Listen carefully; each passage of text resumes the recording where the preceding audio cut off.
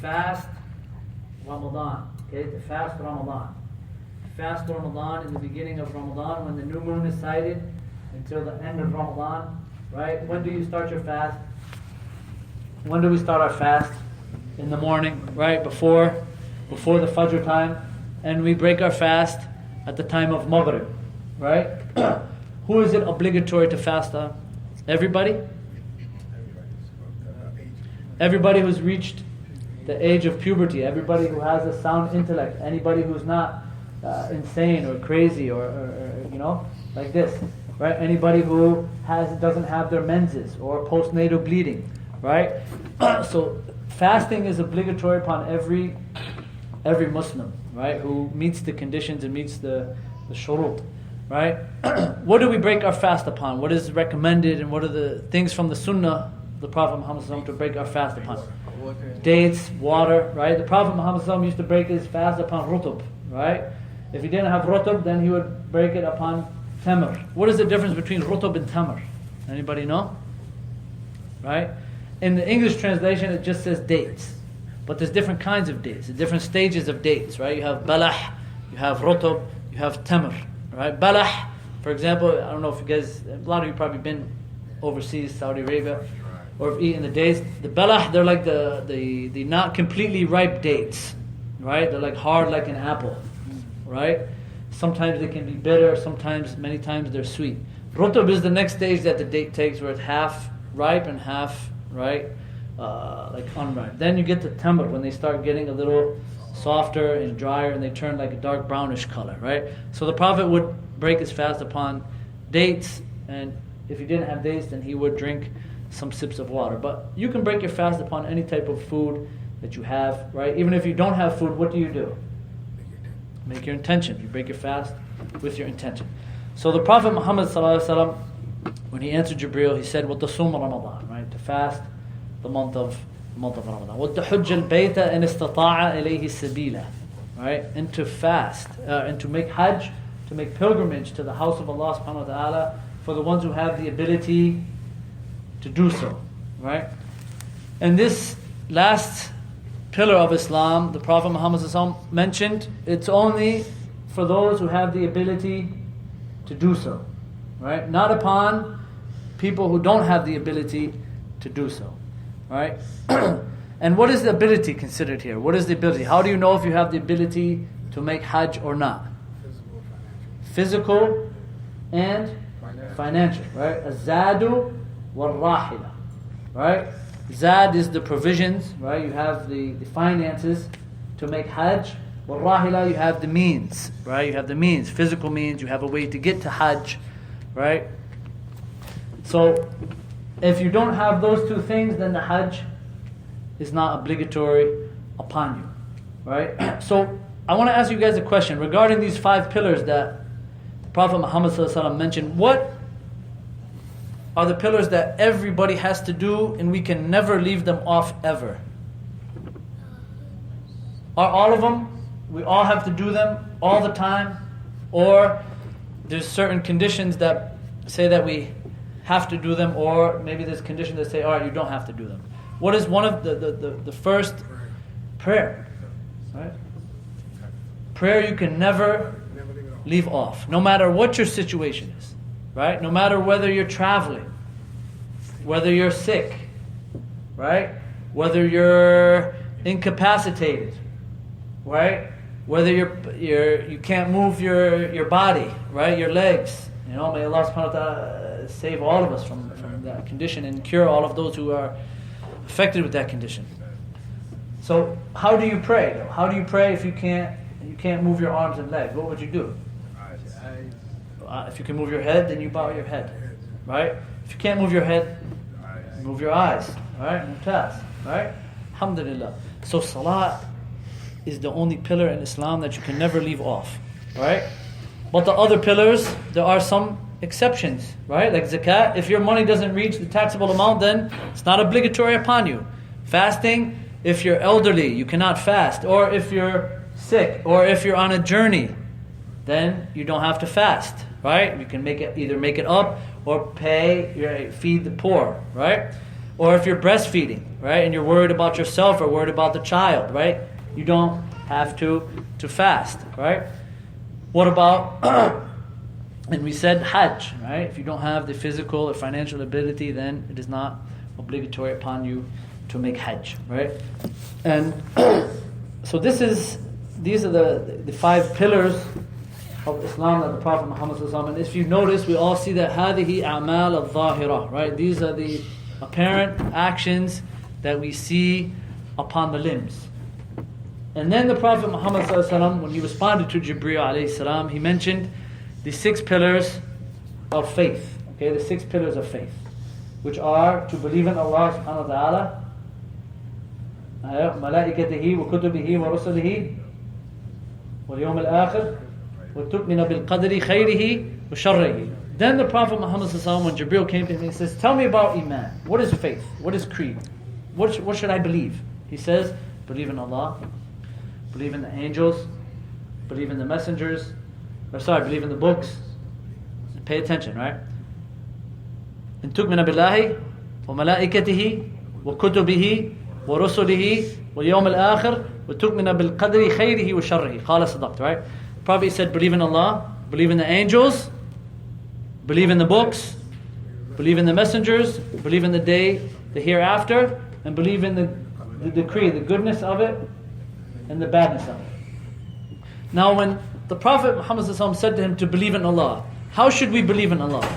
How should we believe in Allah? How should a Muslim believe in Allah subhanahu wa ta'ala? Is it enough that we say, okay, we believe that Allah subhanahu wa ta'ala exists and that's enough? No, we have to believe in Him the way that the Prophet Muhammad, we need to nu'mina billahi subhanahu wa ta'ala bi wujudihi wa bi uluhiyatihi wa bi rububiyatihi wa bi asma'ihi wa sifatihi. Right? We believe in Allah subhanahu wa ta'ala. First we believe in His existence. That Allah subhanahu wa ta'ala exists. Allah subhanahu wa ta'ala created everything in the heavens and the earth. Allah subhanahu wa ta'ala created the trees, the oceans, the fish, the animals, me and you. Everything in existence, Allah subhanahu wa ta'ala created it. Allah subhanahu wa ta'ala was there in the beginning, and nothing was ever before Him, and Allah subhanahu wa ta'ala will be the last one to remain after all of the creation dies and is erased from the face of this creation. So Allah subhanahu wa ta'ala, we believe in His existence. We also believe in His right to be worshipped. And we also believe in His right of lordship. And we also believe in His beautiful names and wonderful attributes. Beautiful names and magnificent attributes. So when we say, alright, well, we believe in Allah's rububiyyah, we believe in Allah subhanahu wa ta'ala's lordship. What is Allah subhanahu wa ta'ala's lordship? What does that entail? What does that mean? What do I benefit from saying I believe in Tawheed al-Rububiyyah? How does that help me in my life? Alright, I may memorize these aqsam, I memorize these categories and stuff like this, but I want to believe in Allah and believe in these things that Prophet Muhammad mentioned to Jibreel to help me in my daily life. How do I... Just saying, you got to actually believe it. Understand that Allah is in control. Mumtaz. Allah is in total control. Ar-Rabb. Ar-Rububiyyah, from the word Ar-Rabb, right? Alladhi yurabbi, right? The one who raises and nurtures, right? And controls and takes care of, right?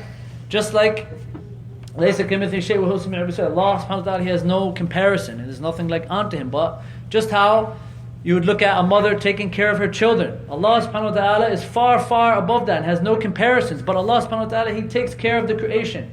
Without Allah subhanahu wa ta'ala, we would have no food, no drink, no ability to think, no ability to breathe, no ability to live, right?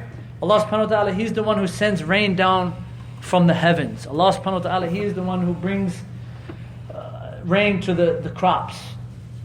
And then the animals eat from the crops in the farms. Then we eat from the animals and the crops. SubhanAllah. Right? Allah subhanahu wa ta'ala is in control of everything. He sends down the rain. He causes the fires, the forest fires, the wildfires, right? Allah subhanahu wa ta'ala, He causes droughts.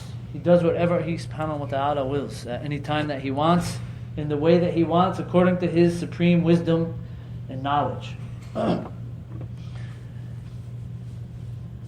Allah subhanahu wa ta'ala also, and from the belief in Allah subhanahu wa ta'ala's Lordship, is that He plans everything. Plans everything in existence. He planned everything before He created the heavens and the earths and He created us in the womb. Allah subhanahu wa ta'ala planned how we are going to be in this world. Are we going to be happy? Are we going to be wretched in this life? Allah subhanahu wa ta'ala planned that and wrote that while we were in the wombs of our mothers. Right? Allah, He is the only one who is in control of these affairs. Allah subhanahu wa ta'ala, He's in control of the rising of the sun and the setting of the sun, the cycles of the moon, the high tide, the low tide, all of these things. Not the stars, the moons, or anything like this. Allah subhanahu wa ta'ala, He is in control of all of these affairs. Right? Allah subhanahu wa ta'ala is in control of the trees having leaves in the springtime after it rains, and He's in control of the leaves falling off the trees so they look dead. All of these are signs for us that we need to think about and ponder over Allah subhanahu wa ta'ala's rububiyyah. Signs for us that Allah, He gives life and takes life, right? And resurrects. Somebody says to you, I don't believe in the resurrection. I don't believe that we're going to be I don't believe we're going to be resurrected after we die. What about these trees? What do you say about those trees? Do those trees look dead in the fall and the winter? Right? They look dead. But Allah subhanahu wa ta'ala shows signs in front of us that just how it was easy to Him to bring life back to these trees, it's even easier for Him to give life back to human beings. Right? After He causes them death. So that's the first aspect of belief in Allah. The second aspect is belief in Allah subhanahu wa ta'ala's right to be worshipped alone. Whenever we pray, we only pray to Allah subhanahu wa ta'ala. Whenever we supplicate, we only supplicate to Allah subhanahu wa ta'ala. We only believe that Allah, He's the one who can answer our supplications. Right? What else? Whenever we make tawaf, we only make tawaf around the Kaaba for the sake of Allah subhanahu wa ta'ala. Whenever we make hajj for the sake of Allah subhanahu wa ta'ala. Whenever we give charity with the sole intention of pleasing Allah subhanahu wa ta'ala and doing it for Allah subhanahu wa ta'ala's sake alone. Then, belief in Allah subhanahu wa ta'ala's what? Names and attributes. Right?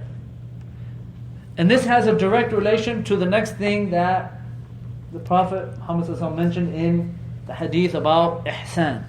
What is ihsan? If we want to worship Allah subhanahu wa ta'ala as though we see Allah. But even though if we can't do that, we know that Allah subhanahu wa ta'ala sees us, we need to learn.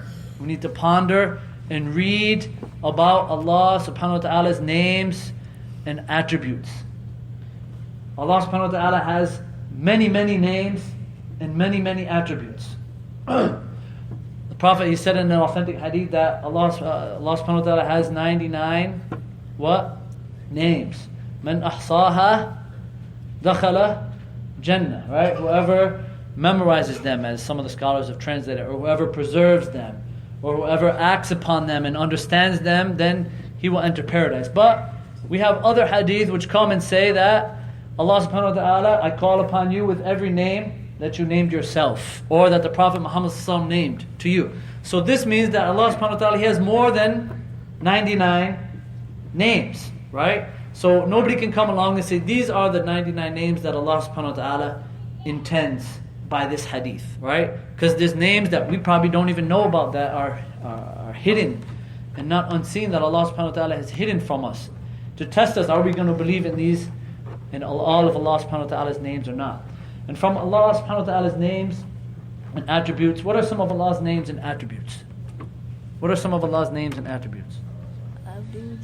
Jabbar. Al-Jabbar. Al-Jabbar. Right? What does Al-Jabbar mean? Huh? Good. Compeller. What else? Ar-Rahim. Ar-Rahman. Allah, He's the most merciful. Allah is the one who bestows mercy. Right? Al-Hakim. Right? The most wise. Al-Alim. Right? The all-knowing. Al-Basir. Right? The all-seeing. As-Sami'. The all-hearing. Right? So when we believe in Allah subhanahu wa ta'ala's names and attributes, we believe that there is nothing comparable like to Him. And whenever we want to read or research or study about Allah's names and attributes, we have to have this principle in mind. Right? This ayah. Memorize this verse. لَيْسَ كَمِثْلِهِ شَيْءٌ وَهُوَ السَّمِيعُ الْبَصِيرُ. There is nothing like unto Him, and He is the all-hearing, the all-seeing. right? That when you read about Allah's names and attributes, right? And another important principle to understand in regards to Allah's names and attributes is they are perfect. They are complete. They don't have any deficiencies.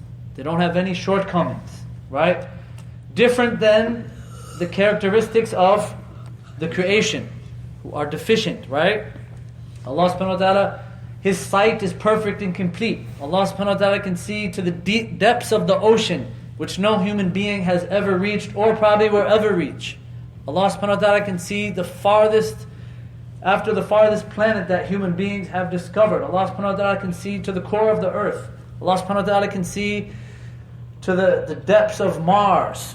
And He can see to what's inside rocks, where the diamonds are, where the golds are. Allah subhanahu wa ta'ala knows everything. That even if people were to create and invent these devices, technology devices, that they couldn't even come close to, or a fraction of closeness to Allah subhanahu wa ta'ala's supreme knowledge and power, right? In sight and hearing. Allah subhanahu wa ta'ala hears what's in our hearts before we utter any words upon our tongues. Right? Allah subhanahu wa ta'ala hears does Allah hear the fish speaking underneath the ocean? Yeah. Does Allah hear the ants communicating and understand what the ants are saying to each other? Mm-hmm. Of course. Right? Allah huwa as-sami'ul alim. Allah, He is the all-hearing, the all-knowing. Many times you have two names of Allah subhanahu wa ta'ala, or two attributes combined together. Right? Maybe one of us may ask, well, why is that, brother? Right? Allah subhanahu wa ta'ala has the ability to hear. Right? Human beings also have the ability to hear. But going back to that principle, Allah's hearing is not like our hearing. Allah's hearing is that which befits His majesty and His highness and His glory. Human beings, we hear. Right? But our hearing is limited, deficient. Some of us, we're hearing aids. Right? Some of us can hear, 50 yards away. Some of us can hear only 20 yards away. Our hearing is deficient, right? But now imagine this. Suppose all of you are talking at the same time. All of us are talking at the same time. Okay? I can hear you, but I don't understand what's going on. I don't understand what you're saying. I might hear with this brother, I get like 90% of what he's saying, and you're trying to talk to me too at the same time. And this brother here, I don't catch what's going on at the same time. But Allah subhanahu wa ta'ala, Sami'ul Alim. He hears everything. He understands everything. All at the same time. People are calling upon Him. Our Muslim brothers in China, they're calling upon Him. Oh Allah, save me. Take away my hardships. In Chinese. Allah subhanahu wa ta'ala hears and understands it. Our brothers here in America are calling upon Allah in English. Allah hears and understands it and answers it. Brothers in Saudi Arabia are calling upon Allah subhanahu wa ta'ala in Arabic. Allah subhanahu wa ta'ala hears and understands it. Right? Even us, we can't. If we were to hear a brother speaking Chinese and another one was speaking Hausawi, another one was speaking Urdu, we don't know what they're saying. But Allah subhanahu wa ta'ala, He has the power to know everything, and His hearing is complete and His knowledge is complete. Right? So that's a very, very important, right, principle to know, that whenever we believe in Allah, we must believe in Him in these aspects, right? And at the same time, there is no comparison to Allah subhanahu wa ta'ala with those of the creation, right? Same thing with sight, right? Humans see, even though some people might come along, some of the misguided sects, or people who have fallen into misguidance, may Allah guide them back to the truth, they might say that, well, we negate that Allah has the ability to see just because we're worried that we might be falling into comparing Allah subhanahu wa ta'ala with the creation. We say Allah is basir, Allah is all-seeing, but He doesn't see. Because that characteristic is also found in the creation. How would we respond to people who come out and say that? What would we say to them? Any logical thing we could use? Because sometimes when you debate or get into an issue or discuss an issue, sometimes people aren't convinced with ayat from the Quran. They're going to make ta'weel of it. They're going to make a false interpretation of it, or hold on to mutashabih, an analogous verse which can be interpreted in many, many ways, right? What would we say to them? We say, hey, yes, you're correct. Allah subhanahu wa ta'ala sees and we see. But Allah's sight cannot be compared to that of the creation. And even the sight of the creation, let's just take people from the creation from the same species, human beings. Is the sight of a 20-year-old man the same as the sight of a 95-year-old man? Majority of time, no. Majority of time, no. You know, our older brothers, maybe some of them wear glasses, maybe some of them wear contacts, right? What about the power or strength, right? Human beings have power, and Allah subhanahu wa ta'ala is all-powerful. But there's no comparison between the power of the creation and the creator. And even there's no comparison between the power of the creation amongst each other. This brother here, mashallah, alhamdulillah. What's your name, brother? Mujahid, Allah Akbar. That's just Yazid. Mashallah. He's strong, he's big, mashallah. His strength, we might be about the same age, but I don't know. Mashallah, you look young, mashallah. Alhamdulillah. He's Mujahid, he's strong too, alhamdulillah. Right? This brother, mashallah, he looks strong. Right? He's probably a lot stronger than this brother here and me. Right? So if there's a difference amongst human beings and creation, then what about between the creator and the creation? Right? So that's how you would tell them, well, no, you know, there's Allah's hearing and Allah's power and Allah's sight is totally different from the creation. Even amongst the creation, if you can establish that there's a difference from amongst those characteristics amongst the creation, amongst itself, then it's very easy for you to establish that between the creator and the creation of Allah subhanahu wa ta'ala. So, and there's many, many principles in understanding Allah subhanahu wa ta'ala's names and His attributes. As every attribute is taken from where? A name of Allah subhanahu wa ta'ala. Right? Allah huwa rahim, Allah huwa yarham. Right? Allah huwa al-qawi, huwa yuqawi wa yu'izz. Allah huwa al-aziz, yu'izzu man yasha wa yadhillu man yasha.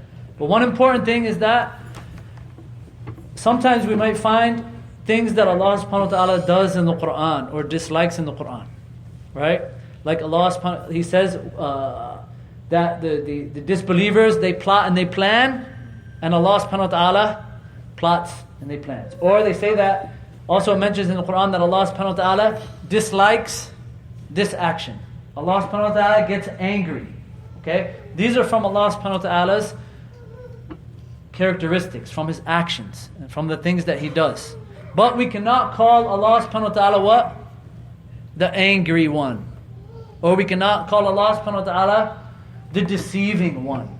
So any negative type of attribute or characteristic, we negate it from Allah subhanahu wa ta'ala, and we explain it. For example, if we say, alright, Allah subhanahu wa ta'ala, He gets angry. He gets angry at those who disbelieve in Him. He gets angry at those who don't do what they are pleased with, right? So it's very important that whenever we establish the names and attributes of Allah subhanahu wa ta'ala, we always establish the complete and perfect attribute for Allah subhanahu wa ta'ala and negate all deficiencies and weaknesses. What is a verse from the Quran that we can understand Allah subhanahu wa ta'ala's names and attributes? Well, you say, well, alright brother, where do you get this from? You say we have to negate and affirm, we have to, affirm Allah's names and attributes completely and perfect, and we have to negate, the complete opposite of it. If Allah subhanahu wa ta'ala is all-powerful, we affirm that. And we negate what? Weakness, the opposite of it. So whenever we affirm an attribute for Allah, right, or a name for Allah, we negate the complete opposite, right? Allah, He is all-knowing, right? Allah knows everything. So we negate what?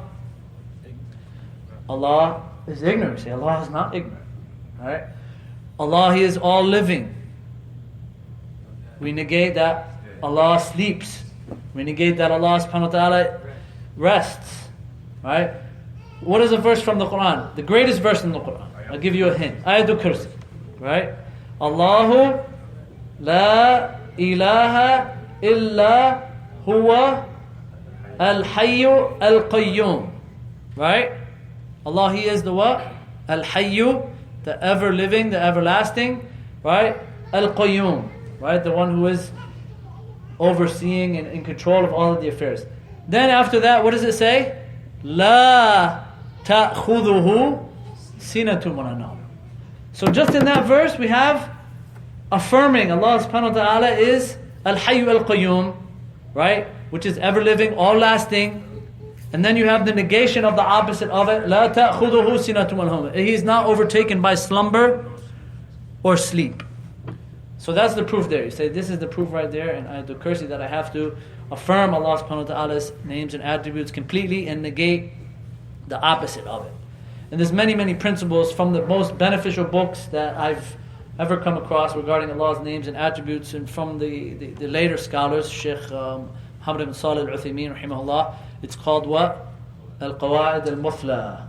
Right? And I think it's been translated into English. A couple translations that are available in the English language. Actually, I think some brothers are working on the explanation of that book, but I recommend that book. That book is very, very important, and no Muslim brother or sister or family should not have that book in their library, in their house, right? Because this is what's going to help us always realize that Allah subhanahu wa ta'ala is watching over us, and help us worship Allah subhanahu wa ta'ala as though we see Allah subhanahu wa ta'ala in front of us when we pray, right? As it came in the hadith, that when you go to stand up for prayer and you call upon Allah subhanahu wa ta'ala and you enter your prayer and you're supplicating to Allah subhanahu wa ta'ala, that you should pray as if Allah subhanahu wa ta'ala is between you and the Qibla. And in another narration, it mentions that when you pray and you face the Qibla and you're focusing on your prayer and looking, that Allah subhanahu wa ta'ala's face is also looking at you, right? So that was the first aspect of belief in Allah subhanahu wa ta'ala, is that we believe in Him in these three aspects, right? The four aspects. Actually, the first aspect we mentioned was belief in the existence of Allah. Maybe one of the brothers might come along and say, well, I don't find that in Kitab al-Tawheed. I don't find that in any of the books of Aqidah, except for the later books of Aqidah. Why are you mentioning that now? Any insight as to why we mentioned that category? The earlier, the Salaf, the righteous predecessors, they didn't have to mention that category. Because it's very rare, even the Kuffar Quraysh, right? Even the disbelievers, the polytheists who were living in the time of the Prophet Muhammad sallallahu alaihi wasallam in Mecca, they believed in the existence of Allah subhanahu wa ta'ala. But they believed that they had to take wasa'id, right? They believed that they had to take intercessors or idols or righteous men or trees or rocks to get them closer to Allah subhanahu wa ta'ala. And there was only a few people from amongst the creation from the time Allah subhanahu wa ta'ala created the world and who, until up to our time now, who disbelieved in the existence of Allah. Back in that time, like who? Fir'aun, who else? Nimrod, who else? Very few. Count them on your fingers. But over time, the emergence of what? Atheism. Right? The emergence of atheism has become widespread and apparent. So this is why some of the later scholars have mentioned that. It's also considered in the category of belief in Allah, is that we believe in the existence of Allah subhanahu wa ta'ala, because atheism has become so widespread throughout the world, right? There's ways that you can, if you want to discuss that, or maybe somebody wants to, I don't know, I wouldn't say like debate, but sometimes atheists, they like to debate and use science and these things like this. And the way that you debate with them, you can actually use proofs from the Quran. They might say, oh, well, I don't believe in your Quran. I don't believe in your Sunnah. But Allah subhanahu wa ta'ala, He has verses in the Quran where He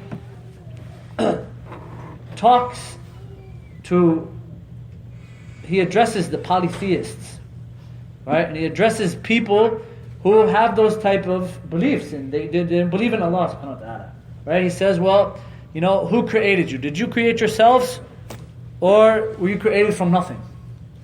Right? You say to atheists, well, like the brother said earlier, Abdul Bari, about R.E.D.A and Mashi'a.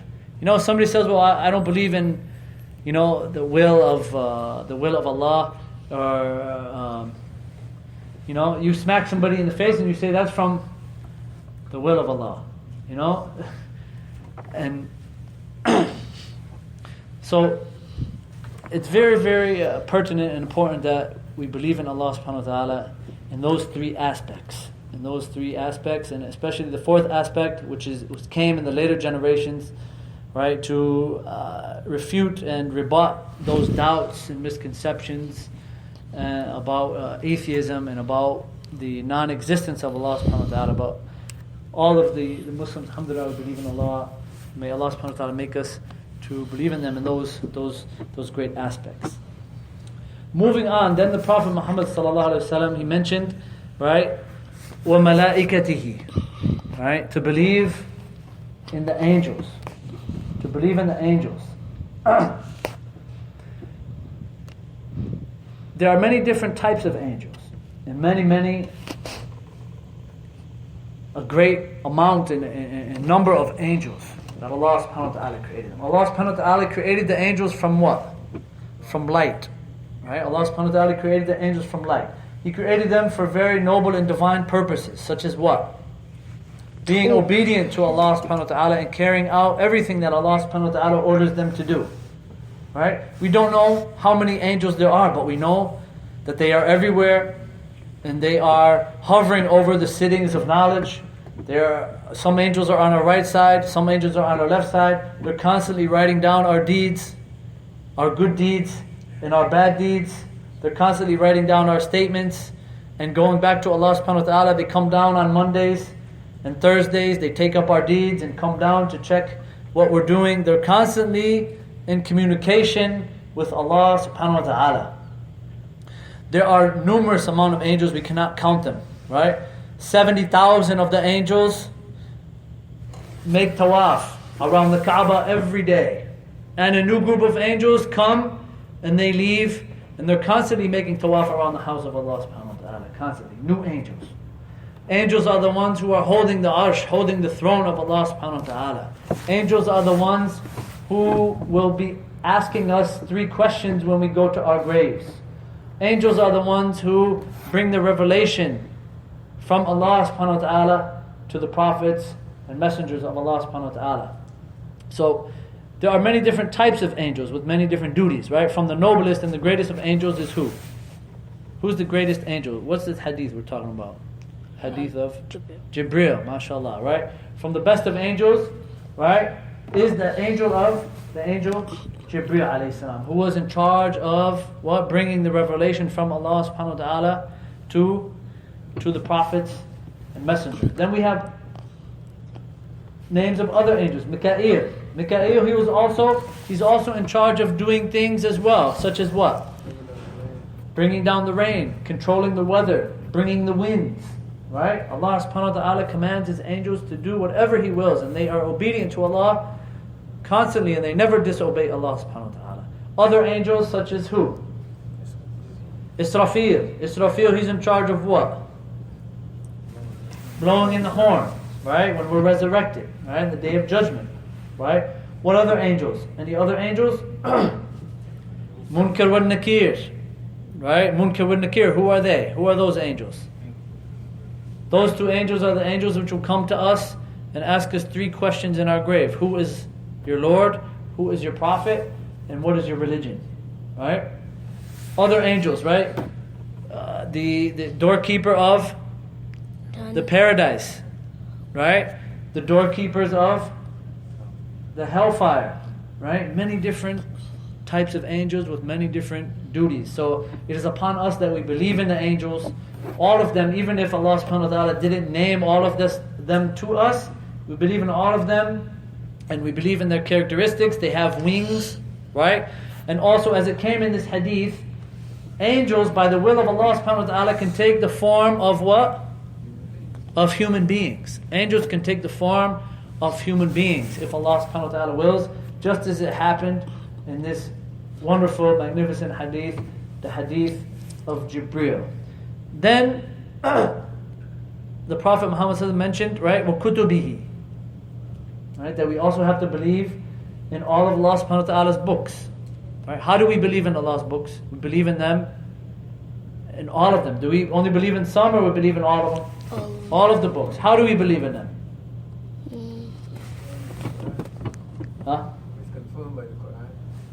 That's one part, mashallah, mumtaz. Right? How do we believe in Allah's books? Mumtaz, right? In their original form, authentic form, because we know the only book that has been preserved by Allah subhanahu wa ta'ala is what? Is the Quran. Right? Is the Quran. But the other revelations which Allah revealed to other messengers has been changed and altered, such as, what are the other revelations? Huh? The Bible. The Bible, right? Which you call what? What part of it is Torah wal Injil, right? Who was the Old Testament revealed to? The Torah. Musa alayhi salam, Moses, right? The Injil was revealed to who? Isa, Jesus alayhi salam, right? Then you have other books such as what? Books that Allah has mentioned, right? Az-Zabur, which was revealed to who? Dawood alayhi salam, right? Which they call the Psalms, right? What else? And the other books? Suhuf, Ibrahim wa Musa, right? The pages or the scriptures of Ibrahim and Musa. So the way we believe in them in the way Allah subhanahu wa ta'ala revealed them to those noble prophets and messengers in their original form before they were altered and changed. And the brother here, he mentioned, what's your name, brother? R.E.D.A, mashallah. He mentioned an important thing that I asked him, how do we believe in Allah's books? He said, we believe, he mentioned a principle, right, which many of the scholars have mentioned, from amongst them Ibn Taymiyyah and others, that we believe in whatever is in accordance with the Quran and Sunnah from the other revelations, right? Because the other revelations, they contain an amount of truth, but they were mixed with what? With falsehood. Why were they mixed with falsehood? Because of the scribes, right? Because of those who wrote down the revelation, right? Some of the books of the New Testament weren't written until many hundreds of years and many generations after the Prophet Jesus alayhi salam, right? Same thing with the Torah. But the main reason why these revelations haven't been preserved was why? Allah didn't promise that He was going to preserve them. He entrusted the people, the followers of those prophets, to preserve the revelation. But some of them got caught up with the dunya, right? Some of them started selling the verses of Allah for money, right? Some of them started altering these things, and the main reason is that Allah didn't promise to preserve the previous revelations as He promised to preserve the revelation contained in the Quran and Sunnah. Allah, He emphasized that in the Quran. He says what? Inna nahnu nazzalna dhikra wa inna lahu lahafidhun. Allah, He says, indeed, we have revealed the dhikr, the Quran and the Sunnah, the revelation from Allah subhanahu wa ta'ala, and indeed we will preserve it. We will protect it. Right? We will protect it. So Allah never promised to preserve the previous revelations. And He mentioned, what is the principles that we use? Alright, maybe we want to give da'wah to a non-Muslim, to a Christian. Okay? Most of them, they're not going to accept our final revelation, the Quran or Sunnah. Right? But I still want to give da'wah to him. What could I use as a tool to give da'wah to him? Huh? Okay. The Tawheed of Allah subhanahu wa ta'ala. No. Another one. The Christian comes to you and says, he says, I believe in the Trinity. What is something you could say or prove to him? There's certain verses in that book that disprove it. Okay, that's what I was getting at, right? Go to their book after you're firmly grounded in your own religion. But if you wanted to discuss it, you're trying to give da'wah to non-Muslims. We're surrounded by non-Muslims here. We need to give da'wah to them, right? And sometimes, right, to open up a topic, right, they come to you with the question, well, I believe in the Trinity. Maybe you can say, well, you believe in the Bible, right? Show me in the Bible where it says the Trinity. Where did you get that belief from? Because, or maybe they say, I love Jesus. Right? Say, we love Jesus too. Right? But we can actually prove from the Bible the Tawheed of Allah, that Jesus was a prophet, that Jesus prostrated, right? That Jesus made ablution, went up to the mountain and prayed. We can prove all of these things, many, many things that we have in Islam from their own books, from their own revelation. And the principles we use to that, right? 3 principles that the scholars have mentioned is that anything that we find in the previous revelations, which is in accordance with the Quran and the Sunnah, then we believe in it 100%. We say this is the truth remaining in those previous books. Then we might find things in the previous revelations which are in disagreement with our revelation in the Quran and the Sunnah. Right? How do we deal with that? Huh? We reject it. We negate it. We say this is from some of the things which might have been altered from the scribes or those who recorded the Bible after the death of those messengers who it was sent to. Then we might have another category, the third category, which are what? Which are things which are mentioned in the previous revelations, but we don't have anything in the Quran and the Sunnah. Right? So how do we deal with that? There you go, right? Natawaqqaf, right? We don't confirm it. Many of the scholars have said we don't confirm it and we don't negate it. Is there any proof for those three principles? You say, Farouk, Brother Farouk, you're bringing all these principles, but what is the proof? Any proof? We need proof for these principles, right? This is how we should be always. Don't let anybody teach you any principles except if they give you proof for it from the Quran and the Sunnah. One proof is the Prophet Muhammad sallallahu alaihi wasallam. He says, "Hadeethu an Bani Israel wala haraj." He says, narrate from the people of the book, Bani Israel, or you could say the Jews, the people of the Torah, and no problem. But then you have another hadith. Remember now, it's important. Whenever we want to understand an issue, we have to tajma' an-nusus, right? You gather up all the texts related to the issue, right? Then you have another hadith, "Man kadhaba alayhi muta'ammidan falyatabawwa maq'adahu min an-nar." Right? That whoever intentionally lies upon me, that let him take his seat in the hellfire.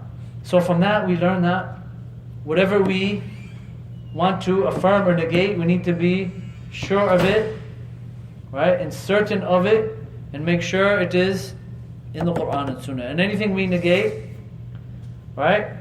Anything we negate or affirm, we need to be sure of it and be careful what we narrate from the previous revelations and ascribe it and say, well, this is the truth remaining in those books. So you need to be very, very careful, right? Very careful in either negating or affirming any of the things from the previous revelations, right?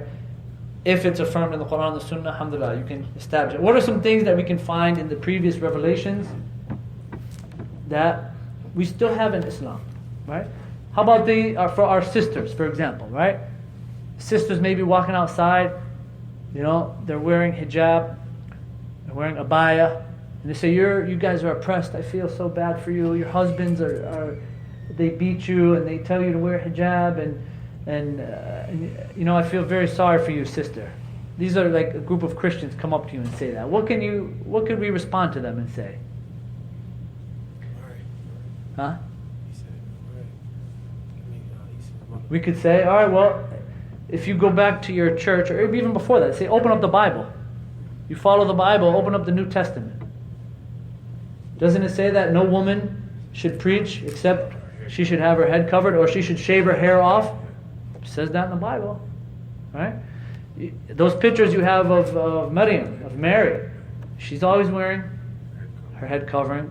Nuns are always wearing head coverings, right? So it wasn't Islam that started the legislation of hijab, right?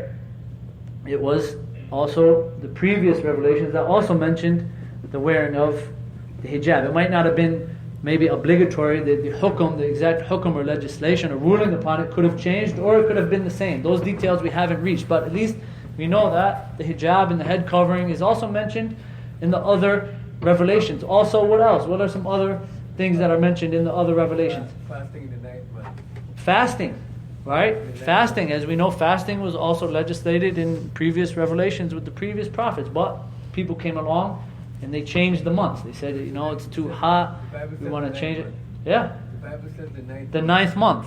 There you go, right? The Bible says the ninth month. So there's many things. Also al-hudud, right? Some of the hudud, some of the punishments that some people might come along and say, well, your religion is a religion of extremism and barbarianism. You guys chop off the heads of people and you hang them in the middle of the street and you whip them and you stone them. It's a Christian, he comes up to you and says that. Right? Do we find any of that in the Bible? Of course. An eye for an eye, a tooth for a tooth. Right? the punishment for a fornicator. Actually, the punishment for fornicators could be considered very harsh in those previous revelations. We don't know